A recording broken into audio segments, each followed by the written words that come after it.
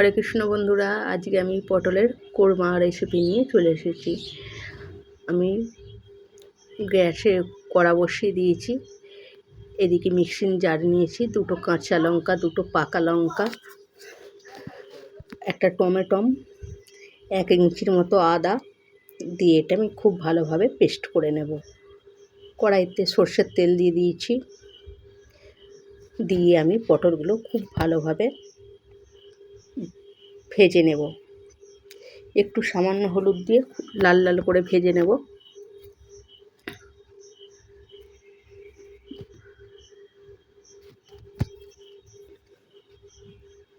পটলগুলো আমি কড়াইতে দিয়ে দিয়েছি।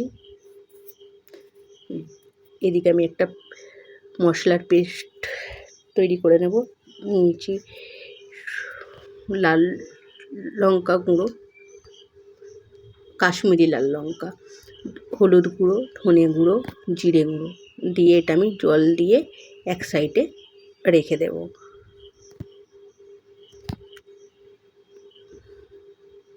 পটলগুলোর মধ্যে একটু হলুদ দিয়ে নেব, দিয়ে নিয়ে এবার আমি এগুলো লাল লাল করে ভেজে তুলে নেব। একই তেলের মধ্যে পটলগুলো তুলে নিয়ে এবার আমি আলু দিয়ে দেব।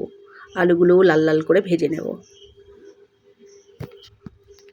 আলুগুলো ভাজা হয়ে গেছে। আলুগুলো আমি তুলে নেব। ওই তেলের মধ্যে আলুগুলো ভেজে আমি তুলে নিচ্ছি। নিয়ে ওই কড়ার মধ্যে দিয়ে দেব দুটো তেজপাতা, জিরে, সামান্য চিনি, 1 চিমটি হিং। এটা থেকে একটা সুন্দর গন্ধ বেরালে আমি আগে থেকে যে পেস্ট করে রেখেছিলাম পেস্টটা দিয়ে দেব। পেস্টটা দেওয়া হয়ে গেলে আমি এটা খুব ভালোভাবে কষাতে থাকবো যতক্ষণ না তেল ছাড়ে।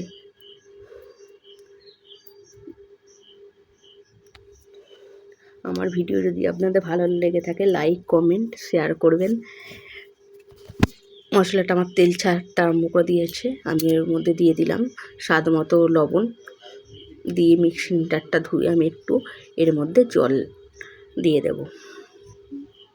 এবার মশলার আগে থেকে যে রেডি করে রেখেছিলাম ওইটা দিয়ে দেব। ভাজা আলু, পটল দিয়ে দেব। দিয়ে এটা খুব ভালোভাবে কষাতে থাকবো। কষানো হয়ে গেছে। আমি এবার দিয়ে দেবো এর মধ্যে গরম জল। 10 মিনিট রান্না করে নেব। আপনাদের মনে যদি একটুও জায়গা করে থাকি লাইক, কমেন্ট, শেয়ার করে দেবেন। হরে কৃষ্ণ।